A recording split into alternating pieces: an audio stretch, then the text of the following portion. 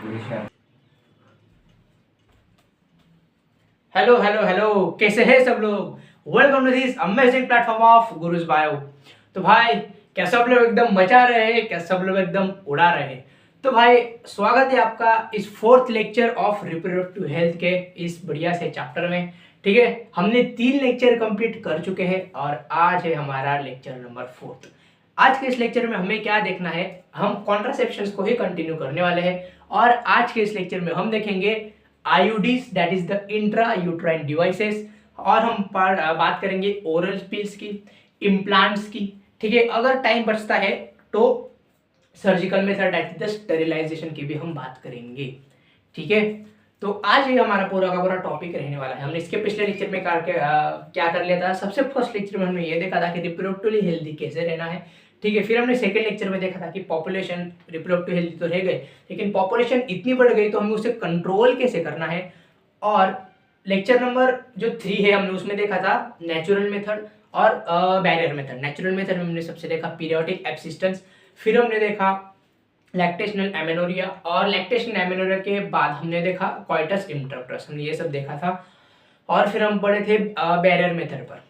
ठीक है, हमने बैरियर मेथड में क्या क्या देखा था। हमने देखा था कॉन्डोम्स, ठीक है, हमने देखा था डायफ्राम्स, ठीक है, सर्विकल कैप्स, वॉल्स, ये हम सब ने देख लिया था। पूरा कवर हमारा कंप्लीट हो चुका था। और आज हम देखने वाले हैं इंट्रा यूट्राइन डिवाइसेस, आईयूडीज हम जिसे बोलते हैं।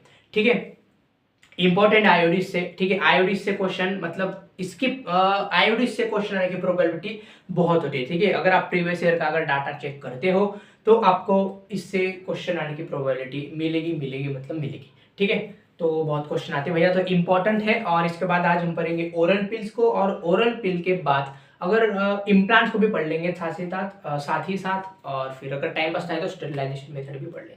तो चलिए फिर शुरू करते हैं। तो पहला हमारा जो हेडिंग है, हेडिंग डाल लीजिए आप। क्या डालेंगे? आईयूडीज। ठीक है, intra uterine devices, intra uterine devices.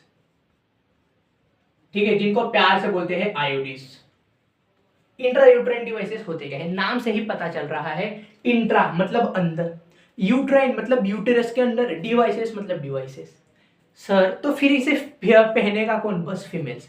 ठीक है, यूट्रस तो भैया किसमें होता है? बस फीमेल में ही होता है ना, तो it is only for female. ठीक है, इंट्रा मतलब यूट्रस के अंदर पहने जाने वाली इन जो डिवाइसेस होते हैं हम उसे बोलते हैं क्या? आईयूडीज।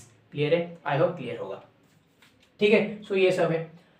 तो इसे फीमेल्स बहुत ज़्यादा पसंद करती है क्योंकि ये मोस्ट एक्सेप्टेड, ठीक है, या फिर मतलब ये मोस्ट एक्सेप्टेड होता है। और ज़्यादा यूज इसका ये मतलब फीमेल्स इसे ज़्यादा यूज करते हैं। ठीक है, so it is most accepted IUDs. It is most accepted IUDs, most accepted IUDs. ठीक है, मोस्ट एक्सेप्टेड आईयूडी है। चलो सर मान लिया कि मोस्ट एक्सेप्टेड आईयूडीज है। सर क्या? जैसे कॉन्डम्स, जैसे डायफ्राम, जैसे सर्विकल कैप्स, जैसे वॉल्ट्स, जैसे सेल्फ इंसर्टेड थे। सेल्फ इंसर्टेड मतलब हम इसे खुद से पहन सकते थे। क्या हम वैसे इन डिवाइसेस को खुद से पहन सकते हैं? Answer is no, complete no. इसे इंसर्ट करने के लिए एक परफेक्ट डॉक्टर या फिर एक परफेक्ट नर्स होनी चाहिए। ठीक है, क्योंकि भैया एनाटॉमी से रिलेटेड है मेरे भाई, एनाटॉमी से रिलेटेड है। अंदर घुसना है, यूट्रस के अंदर घुसना है। पहले आपको वजाना को क्रॉस करना पड़ेगा, फिर आपको सर्विक्स को क्रॉस करना पड़ेगा, फिर सर्विक्स के बाद वजाना आएगा, आपका यूट्रस आएगा। तो भाई मतलब रिस्की काम है ना भाई थोड़ा सा। तो इसे एक्सपर्ट नर्सेस और डॉक्टर्स की जरूरत होती है। ठीक है, इंसर्टेड बाय, इनसे आर्टिकल लाइन है direct, inserted by expert nurses and doctors. ठीक है, डॉक्टर भी भैया अच्छे होने चाहिए। ठीक है, हाँ, ये तो फिर पता चला कि भाई कांड कर दिया। ठीक है, सो डॉक्टर भी अच्छे होने चाहिए, मतलब एक्सपर्ट तो हमने लगा ही दिया है। तो ये सब होता है। तो सर इनके टाइप्स क्या क्या होते हैं वो बता दो तो मजा आ जाए। तो इनके टाइप्स होते हैं, बेसिकली हमें आईयूडीज के 3 टाइप्स को पढ़ना है। सबसे पहले हम पढ़ेंगे नॉन मेडिकेटेड आईयूडीज, फिर हम पढ़ेंगे कॉपर रिलीजिंग आईयूडीज, और फिर हम पढ़ेंगे हार्मोनल आईयूडीज। ठीक है, ये हमारा फ्लो रहेगा। तो चलिए फिर शुरू करते हैं। ठीक है, हम इसे फ्लो चार्ट के फॉर्म में करेंगे जिससे कि आपको ज्यादा कंफ्यूजन ना हो और पढ़ने में और पढ़ाने में दोनों में इजी जाए। ठीक है, सो भैया तंबू बना लीजिए।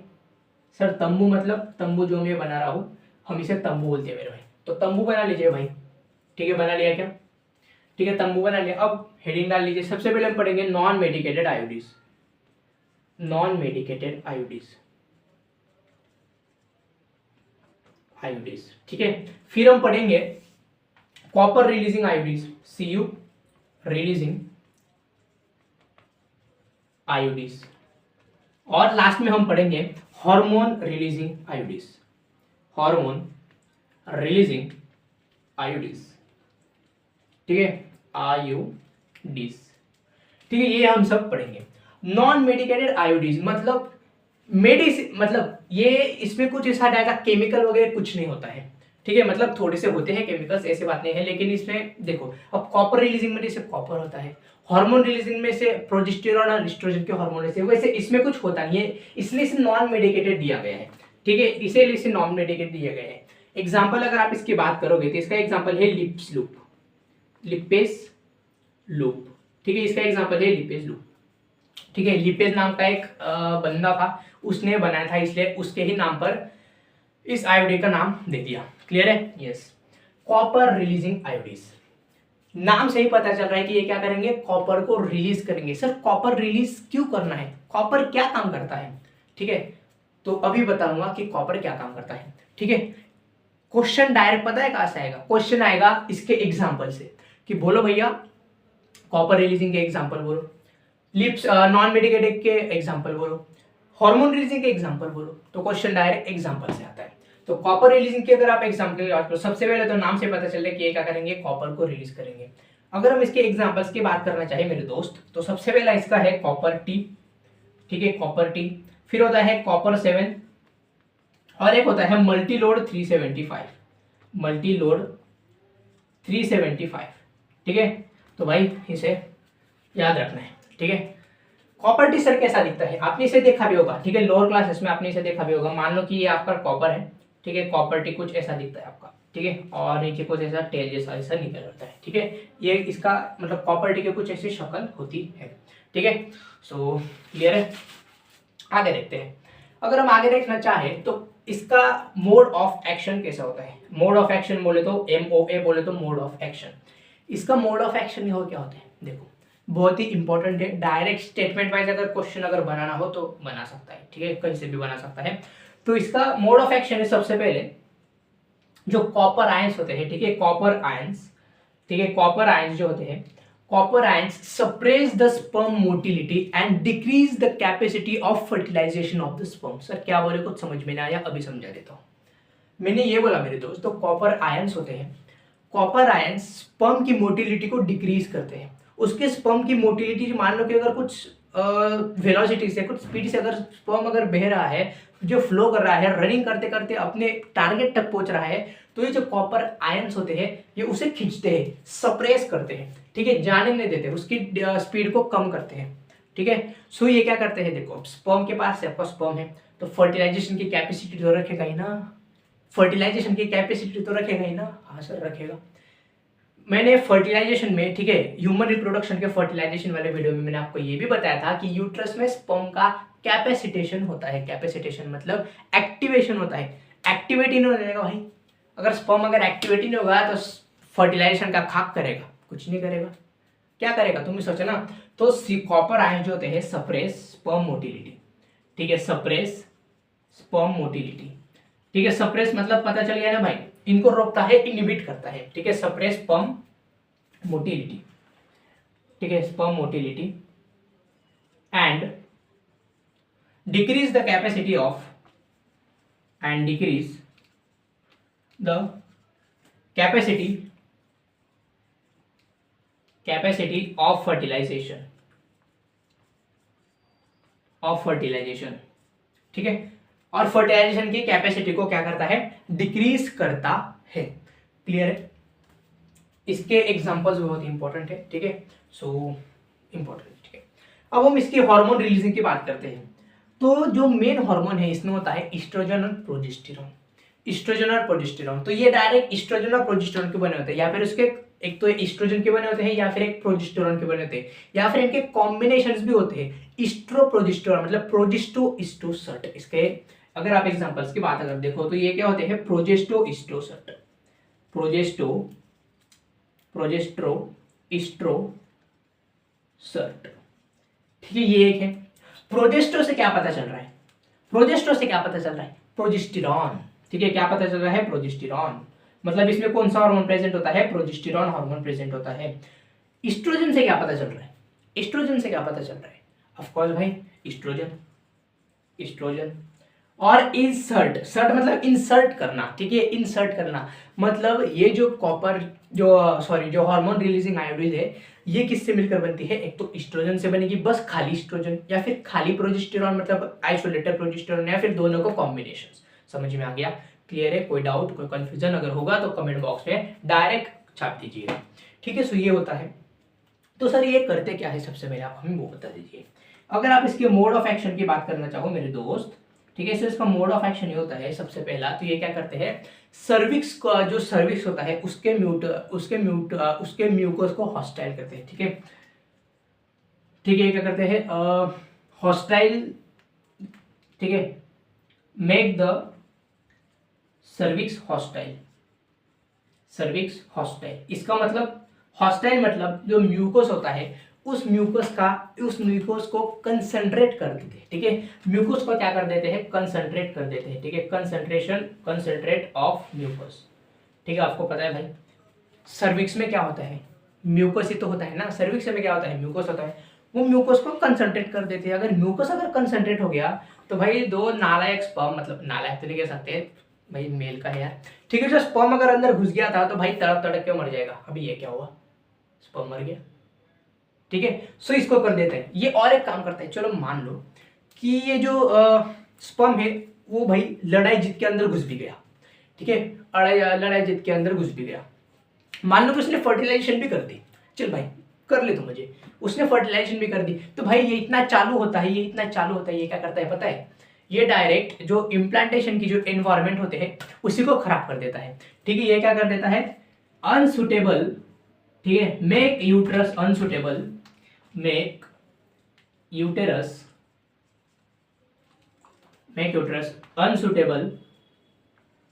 Unsuitable for implantation. समझ रहे हो कितना चालू है, तो ये उसे पता है कि भैया चल तू फर्टिलाइजेशन कर ले, लेकिन भाई फर्टिलाइजेशन के बाद भी तो इवेंट होते हैं, बस फर्टिलाइजेशन करना ही थोड़ी ना मोटो है, उसके बाद तो इवेंट होते हैं, गैस्ट्रेशन पीरियड होता है ना मेरे भाई। तो गैस्ट्रेशन पीरियड किस में होता है, यूट्रस में होता है। यूट्रस को क्या कर देता है, अनसुटेबल बना देता है, उसमें इम्प्लांटेशन की कंडीशन को अनसुटेबल कर देता है। पता चले कि भैया एंडोमेट्रियम को ही खराब कर दिया, इम्प्लांटेशन कहाँ होगा, इम्प्लांटेशन कहाँ होगा। आ रहा है, समझ रहे, ठीक है, समझ में आ रहा है, ठीक है, क्लियर है। हाँ, तो ये पूरा का पूरा है भाई। क्वेश्चन आते हैं इससे, ठीक है, मैं पहले बोल रहा हूँ इससे क्वेश्चन आते हैं। ठीक है, तो मैं कुछ देख लेता हूँ, कुछ छूटा तो नहीं हमारा। ठीक है, वैसे कुछ छूटा वगैरह तो नहीं है। और ठीक है, तो ये कुछ नहीं है, बस इतना ही है जो कि हमारे एनसीईआरटी में दिया हुआ है। और एनसीईआरटी अब ये भी कहते हैं कि ये एक आइडियल कॉन्ट्रासेप्टिव मेथड है। ठीक है, आइडियल मतलब बहुत ही अच्छे कॉन्ट्रासेप्टिव मेथड है। इसके लेस साइड इफेक्ट्स हमें देखने के लिए मिलते हैं। वैसे साइड इफेक्ट्स की जो बात है वो ओरल पिल्स में की गई है, लेकिन जो मान लो कि प्रोजेस्टो जो सर्ट है, ठीक है, प्रोजेस्टेरॉन हो गया, ये फिर कॉपरलिज्म हो गया, ऑफ कोर्स ये तो भाई इनऑर्गेनिक मटेरियल है यार, ऑर्गेनिक और इनऑर्गेनिक मटेरियल है, तो ऑफ कोर्स इससे साइड इफेक्ट होने के चांसेस होते हैं, लेकिन ये इससे ज़्यादा साइड इफेक्ट्स नहीं होते हैं। समझ में आ गया भाई, अरे समझ में आ गया क्या भाई, एकदम क्लियर है क्या भाई, एकदम क्लियर है, कोई डाउट कोई कन्फ्यूजन कोई समस्या कोई दिक्कत कोई दुख दर्द नहीं होना चाहिए। अगर होए तो कमेंट बॉक्स में बोल दीजिएगा, आप इसे छाप लीजिए। फिर हम स्टार्ट करते हैं ओरल पिल्स को। ठीक है भाई, लिख लिया, एकदम क्लियर है। तो हम स्टार्ट करते हैं ओरल पिल, लेकिन उसके पहले मैं आपको कुछ बताना चाहूँगा। मान लो कि किसी फीमेल ने जो है आयोडीज को इंसर्ट करवाया, तो सर आयोडीज किसके लिए इंसर्ट करते हैं, सबसे पहले प्रेगनेंसी को रोकने के लिए। ये तो भैया पहले लेक्चर में जब कॉन्ट्रासेप्शन का पहले लेक्चर था हमने उसमें देख लिया था।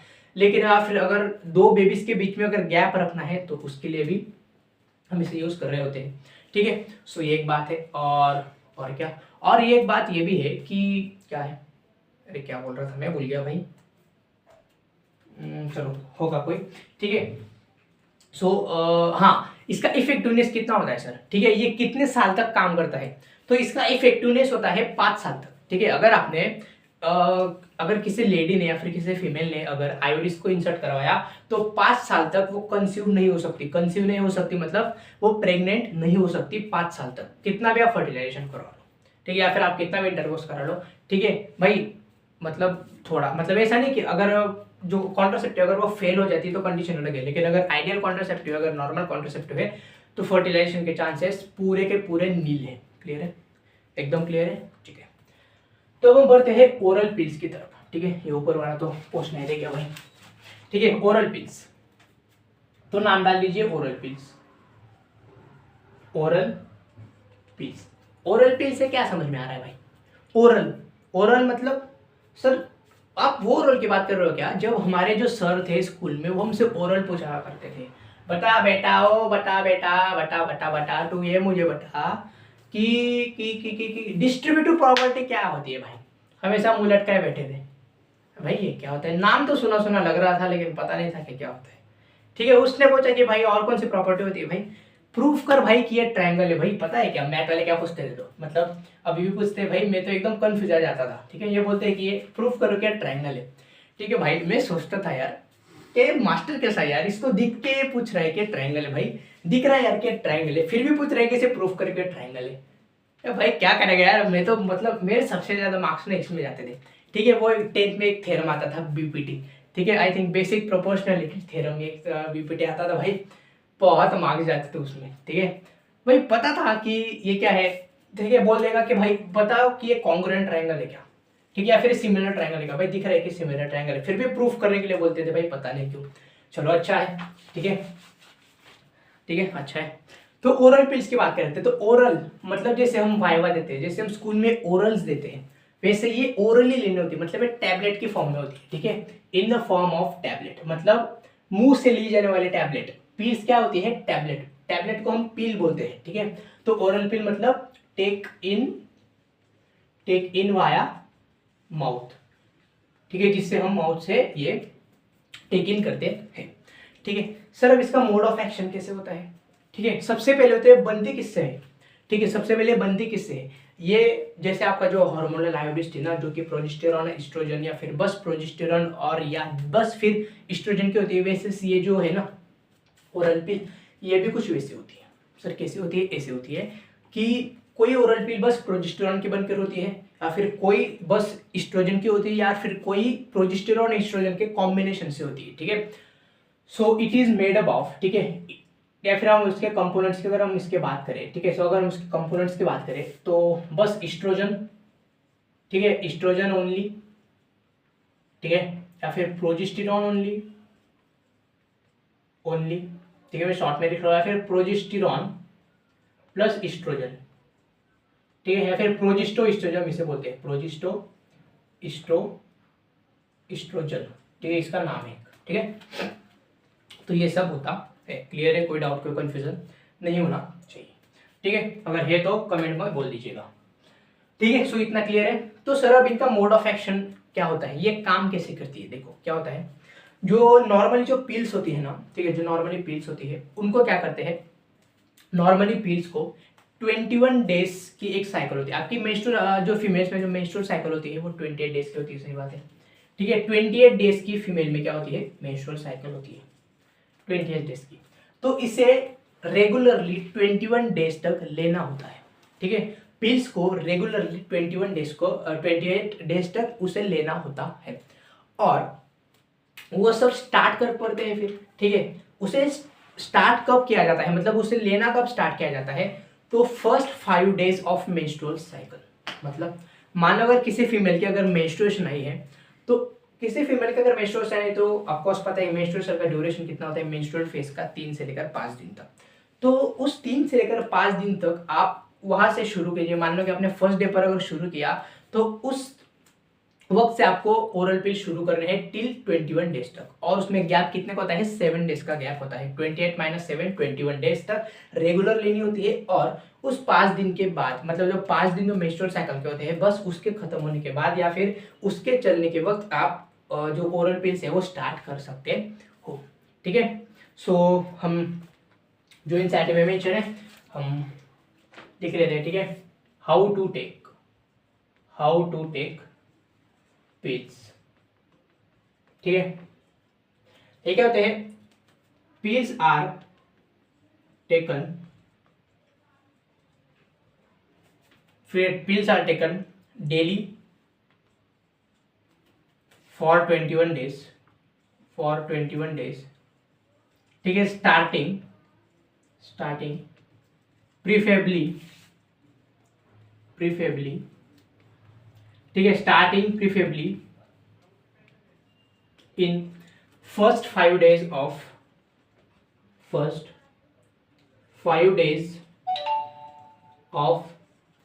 मेंस्ट्रुअल फेज, ठीक है। फिर मेंस्ट्रुअल साइकिल, जो फर्स्ट 5 days के मेंस्ट्रुअल साइकिल के बाद, अगर मेंस्ट्रुअल साइकिल है तो उसके 5 दिन के आसपास, ठीक है। तो first 5 days of menstrual cycle, ठीक है। और इसमें क्या होता है फिर, ठीक है, ये फिर अगर 21 days की अगर पूरी साइकिल अगर कंप्लीट हो गई तो उसमें 7 दिन का गैप रखना होता है, ठीक है। एंड उसमें क्या होता है फिर 7 दिन का गैप होता है, 7 days गैप होता है, ठीक है, जिसमें कि आपका मेंस्ट्रुएशन भी हो जाता है, ठीक है, जिसमें कि आपका मेंस्ट्रुएशन भी इंक्लूड हो रहा होता है, ठीक है। 7 दिन के गैप मतलब 21 days, 7 दिन का गैप, 21 days तक पीस लेनी है, 7 दिन तक गैप लेना है। बाद में फिर अगर आपको कंटिन्यू करना है तो 21 days तक पीस लेनी है, 7 दिन तक गैप लेना है। फिर से अगर आपको कंटिन्यू करना है तो 21 days तक पील लेनी है, 7 दिन तक गैप करना है, ठीक है। तो ये आपके मन पर है कि आपको क्या करना है क्या नहीं, ठीक है। क्लियर इतना? तो ये है कि अब एक आती है हमारे पास और वो होती है इमरजेंसी पील, ठीक है। उसके पहले एक सहेली की बात कर लेते हैं, ठीक है। सहेली, ठीक है, सहेली क्या है? एक नॉन स्टीरॉयडल, ठीक है, एक नॉन स्टीरॉयडल ओरल पील है, ठीक है। नॉन स्टीरॉयडल ओरल पील है, नॉन स्टीरॉयडल ओरल पील है, ठीक है। ये कैसे लेने होते हैं? It is once a week, it is taken once a week, उसे हफ्ते में एक बार लेनी होती है, ठीक है। हाँ, और एक बात, अगर आपने इस 21 डेज में अगर आपने एक भी दिन अगर पील लेना अगर भूल गए या फिर आपने छोड़ दिया तो भैया दिक्कत हो सकती है। मतलब ऐसा नहीं कि उसमें एडिशनल टैबलेट्स होते हैं, अगर आपका फ्लो टूट जाए तो मतलब आप उसे रिकवर कर पाओ, ठीक है। सो वो होता है, तो उसमें भी टेंशन की बात नहीं है। तो सहेली क्या है? एक नॉन स्टेरॉइडल ओरल पील है जिसे कि वंस अ वीक लेना होता है, ये इंपॉर्टेंट है, वंस अ वीक, ठीक है। क्वेश्चन आने के चांसेस है। इस सहेली को किसने बनाया था? याद करो, central drug research institute of Lucknow, ठीक है। फैमिली प्लानिंग जब हम पढ़ रहे थे सबसे पहला लेक्चर हमने उसमें ये देखा था। क्लियर है? कोई डाउट, कोई कंफ्यूजन नहीं होना चाहिए, ठीक है। सो इसके जो थे ये नॉन स्टीरॉयडल भी बहुत ही इंपॉर्टेंट है, ये आपको मार्क करके रखना है। अब इसके जो है सबसे पहले तो इसके लेस साइड इफेक्ट है, ठीक है। जितने भी ओरल पिल्स है इनके लेस साइड इफेक्ट है। क्या है? लेस साइड इफेक्ट है, ठीक है। सो लेने में कोई दिक्कत नहीं है, लेस साइड इफेक्ट होने के कारण इसे लेने में कोई भी दिक्कत नहीं है, ठीक है। सो ये था पूरा का ओरल पिल्स के बारे में। अब हम बात करते हैं इमरजेंसी पिल्स के बारे में, ठीक है। तब तक आप इसे चाप लीजिए, ठीक है। आई होप इतना क्लियर होगा। अब हम बात करते हैं इमरजेंसी पिल्स की, ठीक है। अब हम किसकी बात करते हैं? इमरजेंसी पिल्स की, ठीक है। इमरजेंसी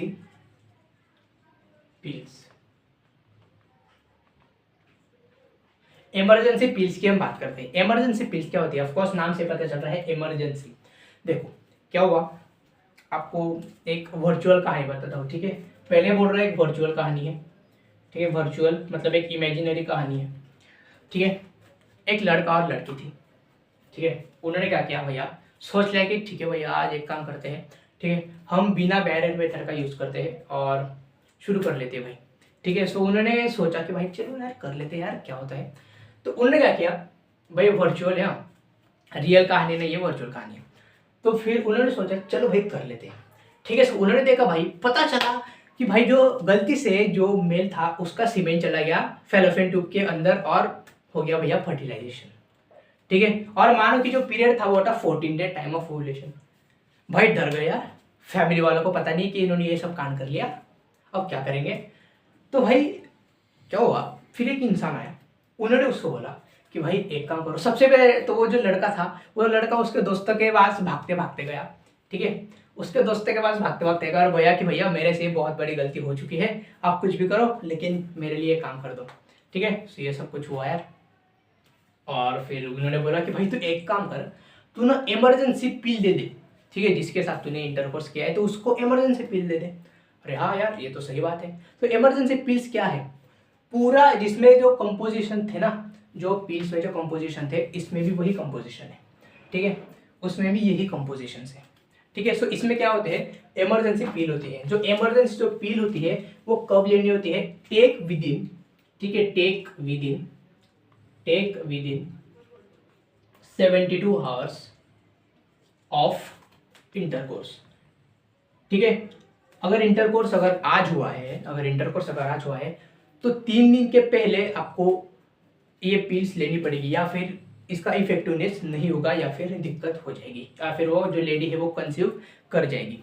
आगे समझ क्लियर है, कोई डाउट कोई कंफ्यूजन नहीं होना चाहिए, ठीक है। So take within the 72 hours of the intercourse, important है। लेकिन एक बात देखो भाई, 72 आवर्स के अंदर लेना है, मतलब ऑफ कोर्स इसका जो इफेक्टिवनेस है वो ज़्यादा होगा सर।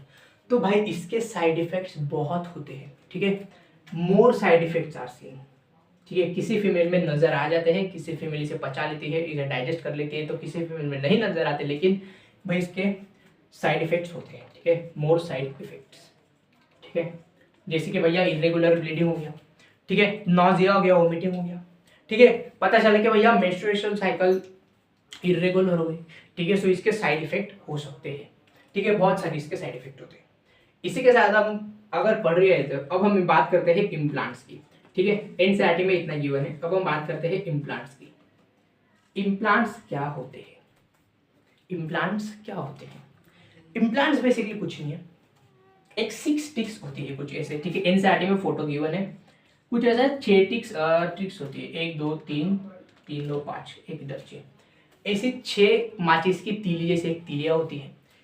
ये भी प्रोजेस्टेरॉन और प्रोजेस्टो या फिर प्रोजेस्टेरॉन, उसका भी कंपोनेंट यही होता है, ठीक है, जो कंपोनेंट है यही होता है, एक तो प्रोजेस्टेरॉन या फिर प्रोजेस्टेरॉन प्लस एस्ट्रोजन, ये भी होता है, ठीक है। सो इनको क्या करते हैं, इनको जो फीमेल्स होती है वो स्किन के अंदर, ठीक है, जो फीमेल्स होती है वो स्किन के अंदर इसे घुसा देती है, ठीक है, स्किन के अंदर इसे घुसा देती है, ठीक है। तो females inject this implants beneath the skin, ठीक है, स्किन के अंदर इसे रख लेती है, ठीक है।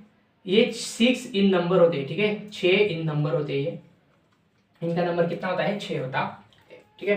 किससे मिलकर बनती है, प्रोजेस्टेरॉन या फिर प्रोजेस्टेरोएस्ट्रोजन। सर इसका इफेक्टिवनेस कितना होता है, 5 साल तक चलता है, या 5 साल की वारंटी और गारंटी के साथ, 5 साल की वारंटी और गारंटी के साथ ये चल रहा होता है। कोई डाउट नहीं है, ठीक है। सो ये है इम्प्लांट्स के बारे में, ये क्या है, इम्प्लांट्स के बारे में है। कोई डाउट सर, क्या आपके दिमाग में सवाल आ रहा है, कौन सा? सबसे पहली बात तो ये, अरे हाँ हमने मोड ऑफ एक्शन तो देखा ही नहीं यार ओरल पिल्स का, ठीक है। अभी लिख लेते हैं mode of action of the oral pills, ठीक है, अच्छा हुआ याद आ गया, तो ये भी एक बात है। तो इम्प्लांट से एक, ठीक है। सो इम्प्लांट्स प्रोजेस्टेरॉन को ये करते हैं, तो प्रोजेस्टेरॉन क्या करता है फीमेल्स में, ठीक है, बस प्रोजेस्टेरॉन के ही बनाए होते हैं, या फिर प्रोजेस्टेरॉन, एस्ट्रोजन नहीं होता है आई थिंक, ठीक है, एस्ट्रोजन तो पॉजिटिव फीडबैक दे देगा, एस्ट्रोजन नहीं होता है, ठीक है, एस्ट्रोजन नहीं होता है, प्रोजेस्टेरॉन ही होता है, ठीक है, एस्ट्रोजन नहीं होता है शायद, क्योंकि वो तो पॉजिटिव फीडबैक दे देगा, और नहीं, एस्ट्रोजन नहीं होता है, प्रोजेस्टेरॉन या फिर प्रोजेस्टेरॉन प्लस एस्ट्रोजन, ये दोनों का कॉम्बिनेशन होता है। अब मैं आपको मोड ऑफ एक्शन बताता हूँ कि प्रोजेस्टेरॉन प्लस एस्ट्रोजन या फिर प्रोजेस्टेरॉन क्या काम करता है, ठीक है। फिर से हम पढ़ रहे हैं menstrual cycle in the human reproduction, ठीक है, आप लिख लेना भाई, ठीक है, वैसे मैं साइड हो चुका था, देखते हैं, ठीक है। अब हम बात करते हैं इसके मोड ऑफ एक्शन की। देखो मोड ऑफ एक्शन क्या होता है, mode of action of pills, ठीक है, पिल्स का जो मोड ऑफ एक्शन होता है, ये क्या करते हैं सबसे पहले, ये करते हैं क्या, इनहिबिट, भैया ओवुलेशन को ही होने नहीं देते हैं, ठीक है, इनहिबिट ओवुलेशन,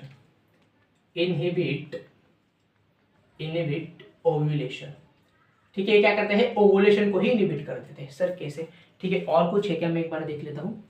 हाँ, ये के और ये क्या करते हैं, alter the quality of mucus, alter the quality of mucus, quality of mucus.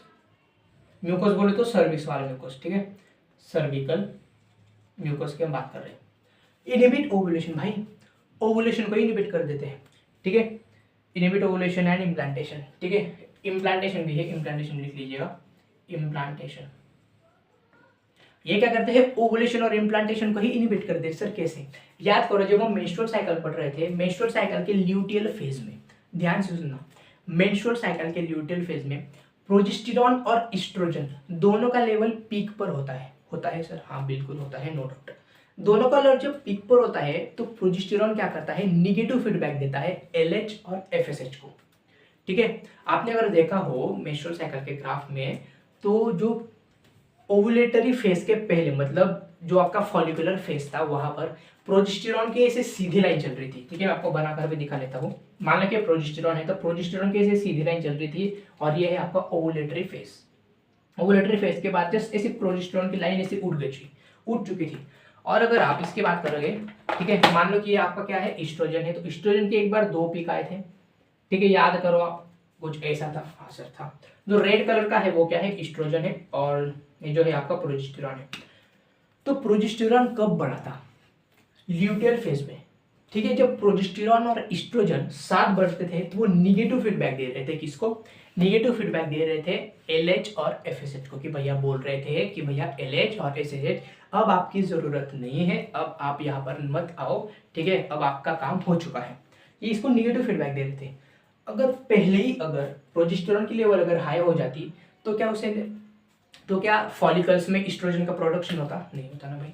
कैसे होता, क्या ओवुलेशन होता? नहीं होता, LH ही नहीं है, क्योंकि पहले इसने नेगेटिव फीडबैक दे दिया। तो इसलिए बाद में इसका पीक राइज होता है, ठीक है, ल्यूटियल फेज में। अब एक बात सोचो, ठीक है, अब एक बात सोचो, अगर जो फीमेल है, अगर फीमेल अगर पहले ही अगर प्रोजेस्टेरॉन अगर मतलब प्रोजेस्टेरॉन का अगर यूज कर रही है, ठीक है, इम्प्लांट्स के फॉर्म में, आईओडीज के फॉर्म में, ठीक है, ओरल पिल्स के फॉर्म में, अगर पहले ही अगर प्रोजेस्टेरॉन का अगर यूज कर रही है, तो वो ऑफकोर्स तो वो निगेटिव फीडबैक देगा ना, LH और FSH को निगेटिव फीडबैक देगा कि भैया आप ओवुलेशन को इंड्यूस मत कराओ, आप ओवुलेशन को इंड्यूस मत कराओ, और जिससे कि भैया ओवुलेशन ही नहीं होगा। हाँ, अब एक क्वेश्चन, बहुत ही इंपॉर्टेंट क्वेश्चन, ये तो पता चल गया कि ओवुलेशन नहीं होगा जब प्रोजेस्टेरॉन का लेवल हाई होगा, क्योंकि निगेटिव फीडबैक मिलता है, ठीक है। चलो मान लिया मैं आपसे एकदम सिंपल क्वेश्चन पूछ रहा हूँ, ठीक है, एकदम सिंपल क्वेश्चन में पूछ रहा हूँ। तो क्या मानो कि ओवुलेशन नहीं हुआ, तो क्या फीमेल में मेंस्ट्रुएशन होगी, ये आपको सोचना है, ठीक है। क्या फीमेल में मेंस्ट्रुएशन होगी, क्या मेंस्ट्रुअल फेज आएगा, जो 3 से लेकर 5 दिन तक जो मेंस्ट्रुअल फेज चलता है, क्या वो मेंस्ट्रुअल फेज आएगा? आपको आंसर कमेंट में देना है, मैं इसका आंसर लेक्चर के लास्ट में बताऊंगा, ठीक है। मोड ऑफ एक्शन क्लियर है सब लोगों को? आप इसे छाप लीजिए,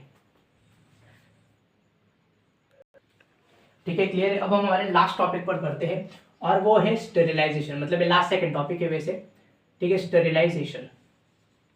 अब इसमें क्या होता है, अब इसमें डायरेक्ट सर्जिकल मेथड यूज होती है। कैसे? सर्जिकल मेथड ऐसे यूज होती है, ठीक है, यहाँ पर डायरेक्ट सबसे पहले तो सर्जिकल मेथड यूज होती है, ठीक है, सर्जिकल मेथड। अब वहां पर मैं आपको एक ट्विस्टिंग क्वेश्चन पूछूंगा यहाँ पर, ठीक है, सोच के जवाब देना। सर्जिकल मेथड होती है, जो फीमेल्स में जो सर्जिकल मेथड होती है, ठीक है, ये भी एक कॉन्ट्रासेप्टिव का ही मेथड है।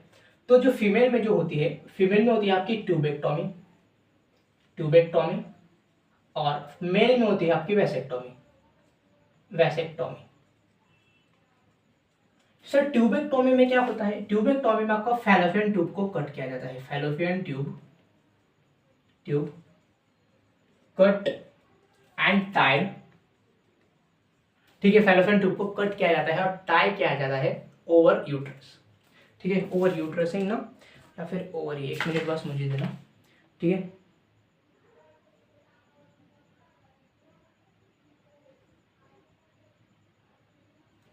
हाँ, एब्डोमेन पर and tied in the abdomen, ठीक है, एब्डोमिनल कैविटी में उसे टाई किया जाता है, ठीक है, ये होता है। वैसेक्टोमी में क्या होता है? वैसेक्टोमी होता है कट ऑफ, ठीक है, वैसेक्टोमी में क्या होता है? Cut off vas deferens vas deferens को कट किया जाता है and tied over the scrotum, ठीक है, स्क्रॉटम के ऊपर ऐसा उसे टाई करके छोड़ दिया जाता है। तो आप मुझे एक बात बताना, चलो मान लिया कि फीमेल में ट्यूबेक्टॉमी हो गई, वेसेक्टॉमी हो गई। अच्छा, इसे याद रखने की ट्रिक क्या है, ट्यूबेक्टॉमी फैलोपियन ट्यूब से आप ट्यूबेक्टॉमी मतलब फैलोपियन ट्यूब किसमें होता है, फीमेल में, वास्ट डिफरेंस कितना होता है मेल में, तो आप इससे उसे याद रख सकते हो। वैसे उसके बेसिस पर ऐसे उसे नाम दिए गए। तो आपसे एक क्वेश्चन है अभी, ठीक है, बहुत इंपॉर्टेंट क्वेश्चन है, ध्यान से सुनना, ट्विस्टिंग वाला क्वेश्चन है, मजा आता है इसे क्वेश्चन पूछने में और आंसर देने में भी।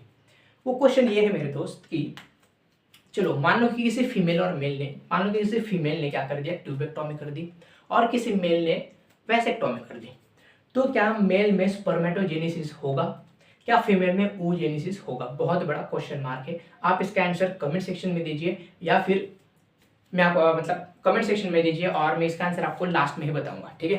तो ये एक बात थी, ठीक है, क्लियर है। तो ये पूरा का पूरा सर्जिकल मेथड है।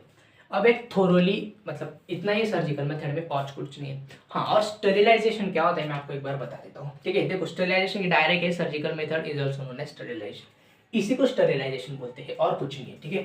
तो सर्जिकल मेथड को देखो, मैंने पहले लिखा कि स्टेरिलाइजेशन मतलब सर्जिकल मेथड होता है। तो surgical removal of vast difference and what you can say that fallopian tube is nothing but the sterilization, यही होता है। क्लियर है, कोई डाउट कोई कंफ्यूजन नहीं होना चाहिए, ठीक है। चलो फिर अभी अब क्या बचता है, एक थ्योरेटिकली टॉपिक बचता है, इंपॉर्टेंट टॉपिक है, ठीक है, समझने वाला टॉपिक है, ठीक है, क्वेश्चन आ भी सकते हैं नहीं भी आ सकते, तो देखते हैं, ठीक है। ये लास्ट टॉपिक है, इसके बाद चैप्टर अपना जो कॉन्ट्रासेप्शन वाला जो है वो पूरा का पूरा खत्म हो जाएगा। वो ये है मेरे दोस्त की, देखो हम कॉन्ट्रासेप्शन किसके लिए यूज़ कर रहे थे, तो अब ध्यान से सुनना, हम कॉन्ट्रासेप्शन किसके लिए यूज़ कर रहे थे, हम कॉन्ट्रासेप्शन यूज़ कर रहे थे, ठीक है, कि हमें जो फीमेल है वो प्रेग्नेंट नहीं होने चाहिए, जो फीमेल है वो कंसीव नहीं होने चाहिए, या फिर अगर हमें दो बेबीज के बीच में अगर गैप रखना है तो हम उसके लिए कॉन्ट्रासेप्शन यूज़ कर रहे थे। देखो, अब कुछ हार्मोनल कॉन्ट्रासेप्शन हमने देखे, कुछ कॉपर रिलीजिंग देखे, ठीक है। सो ये जो है हमने आईपीएल्स देखे, ऑफकोर्स तो इसमें केमिकल कॉम्पोजिशन तो है ही ना मेरे भाई।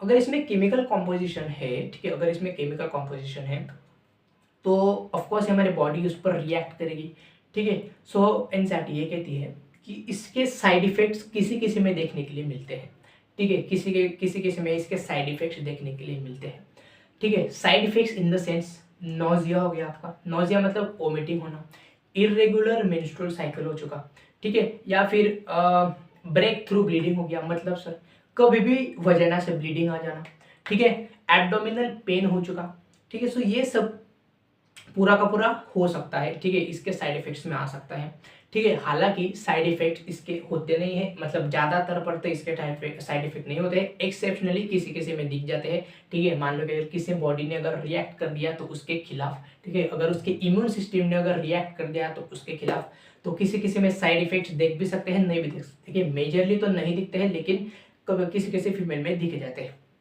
तो एनएसआरटी ये कहती है, चलो मान लें कि इसके साइड इफेक्ट नहीं दिखते हैं, लेकिन हम इन साइड इफेक्ट्स को इग्नोर नहीं कर सकते हैं। मतलब ओवरडोज या फिर over usage of contraception is lead to such problems, ठीक है। अगर आप ज़्यादा कॉन्ट्रासेप्शन अगर आप यूज़ कर रहे हो, अगर आप कोई लेडी अगर ओरल पिल्स को ज़्यादा यूज़ कर रही है, ठीक है, सो ओरल पिल्स को अगर ज़्यादा यूज़ कर रही है तो भैया उसमें साइड इफेक्ट्स के चांसेस बढ़ जाते हैं, ठीक है। उसमें जो भी मैंने आपको सिम्टम्स बताया, एब्डोमिनल पेन, ठीक है, ब्रेक थ्रू ब्लीडिंग, नोजिया, ठीक है, वोमिटिंग वगैरह, ये सब उसमें बढ़ जाता है, इरेगुलर मेंस्ट्रुअल साइकिल उसमें बढ़ जाता है मेरे भाई, ठीक है। सो हम इसे टोटली इग्नोर तो नहीं कर सकते, ठीक है। सो ये बहुत ही इंपॉर्टेंट है, खास करके जितने भी मेरी बहनें हैं उनके लिए, ठीक है। ये बहुत ही इंपॉर्टेंट है कि अगर आपके आसपास में अगर कोई कॉन्ट्रासेप्शन यूज़ कर रहा है, अगर वो ज़्यादा मात्रा में कर रहा है तो उसे रोकिए कि भैया इसके ऐसे ऐसे साइड इफेक्ट्स होते हैं, ठीक है। आप इसे मतलब इग्नोर तो नहीं कर सकते, मतलब साइड इफेक्ट उसके नहीं भी होंगे, ठीक है, लेकिन किसी किसी में दिख जाते हैं, ठीक है, किसी में नहीं दिखते, लेकिन ऐसा मतलब नहीं कि हमें अगर नहीं हो रहा है तो हमें कभी नहीं हो सकते, हम इसे इग्नोर नहीं कर सकते,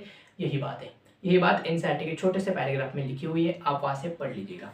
और आज का लेक्चर हम यहीं तक रखते हैं, ठीक है। तो जो भी हमने कॉन्ट्रासेप्शन जो 2 लेक्चर में जो पढ़ा है, ठीक है, जो 2 लेक्चर में हमने कॉन्ट्रासेप्शन पढ़ा है, उस 2 लेक्चर में ऑफ कोर्स मतलब अगर रिप्रोडक्टिव हेल्थ के अगर क्वेश्चन आते हैं तो भैया इससे आने के चांसेस आ जाते हैं, ठीक है, मतलब नियरली 80% चांसेस इसके होते हैं, ठीक है। सो आज के लिए व्हाट्सएप की लैंग्वेज में बहुत बड़ा थैंक यू। ठीक है, हमने आज कॉन्ट्रासेप्शंस को पूरा का पूरा खत्म कर लिया है और वो 2 क्वेश्चंस के आंसर। ठीक है, 2 क्वेश्चंस के आंसर। सबसे पहला क्वेश्चन जो था वो था कि क्या था क्वेश्चन, मैं भूल गया भाई, क्या पूछा था हमने क्वेश्चन। चलो सेकंड क्वेश्चन की बात कर लेते हैं। अगर हमने ट्यूबेक्टोमी और वैसेक्टोमी कर दी, क्या स्पर्मेटोजेनेसिस बने? हाँ, पहला क्वेश्चन ये था कि मान लो हमने क्या किया है, जो ओरल पिल हमने मोड ऑफ एक्शन देखा ओरल पिल का, कि जो ओरल पिल होती है वो ओव्यूलेशन को इनिबिट करती है। तो क्या मेंस्ट्रुएशन होगी या नहीं? देखो, मेंस्ट्रुएशन होगी। जो यूट्रस है ना, यूट्रस में जो एंडोमेट्रियम की जो लाइनिंग है ना, वो तो बाहर आएगी, लेकिन उसमें एग नहीं होगा, बस ब्लड बाहर आएगा, एग नहीं होगा। पहला आंसर आपको मिल गया। सेकेंड आंसर रखते हैं। देखो, अगर हम ट्यूबेक्टोमी की बात करना चाहे, ठीक है, सो ट्यूबेक्टोमी और oogenesis का कोई लेना देना नहीं है, क्योंकि भाई ट्यूबेक्टोमी को हम कट कर रहे हैं, यहाँ पर हम कट कर रहे हैं फैलोपियन ट्यूब को। अगर हम फैलोपियन ट्यूब को अगर हम कट कर रहे हैं मेरे दोस्त, ठीक है, तो उससे oogenesis से कुछ फर्क नहीं पड़ेगा। ठीक है, oogenesis होगा, लेकिन जो ओवम है उसका ट्रांसपोर्ट नहीं होगा। Same in the case of sperm also. हमने वास डिफरेंस को कट किया, स्पर्मेटोजेनेसिस होगा, लेकिन उसका ट्रांसपोर्ट नहीं होगा। जो स्पर्म है वो वही मारे जाएंगे, वही बाहर निकाले जाएंगे। ठीक है, थ्रू द सुसाइडल बैग्स वही मारे जाएंगे, वही बाहर निकाले जाएंगे, ट्रांसपोर्ट नहीं होगा। तो सर क्या, अब दिमाग में क्वेश्चन आता है कि सर ये जो स्टेरिलाइजेशन जो मेथड है, क्या वो रिवर्सिबल है या नहीं है? कॉन्ट्रासेप्शंस के पहले लेक्चर, मतलब कल वाले लेक्चर में, लेक्चर नंबर 3 में मैंने आपको ये भी बोला था कि ये रियरली रिवर्सिबल होते हैं, एकदम रेयरली रिवर्सिबल होते हैं। मेजरली अगर आप देखा जाए 95% या फिर 99% रिवर्सिबल होते हैं, लेकिन कोई कोई केसेस में कभी कभी हो जाता है एक्सेप्शनली, लेकिन नियरली ये इरिवर्सिबल होते हैं। ठीक है, सो आज का लेक्चर था यही तक। आपको आज का लेक्चर कैसे लगा आप कमेंट में बता दीजिएगा, और आज के लिए हम इतना ही रखते हैं। तब तक हम मिलेंगे अगले लेक्चर में। अगले लेक्चर में हम पढ़ेंगे मेडिकल टर्मिनेशन ऑफ प्रेगनेंसी, और बस इतना ही पढ़ेंगे। और अगर कुछ टाइम बचता है तो हम वो भी, जो डिसीज़ होती है एसटीडी, हम उसे भी कंप्लीट कर लेंगे। तो आज के लिए इतना ही। तब तक लाइक द चैनल भाई, share the channel, subscribe the channel. ठीक है, तो भाई मिलेंगे हम लेक्चर में, तब तक के लिए थैंक यू वेरी मच। जय हिंद, जय भारत, वंदे मातरम।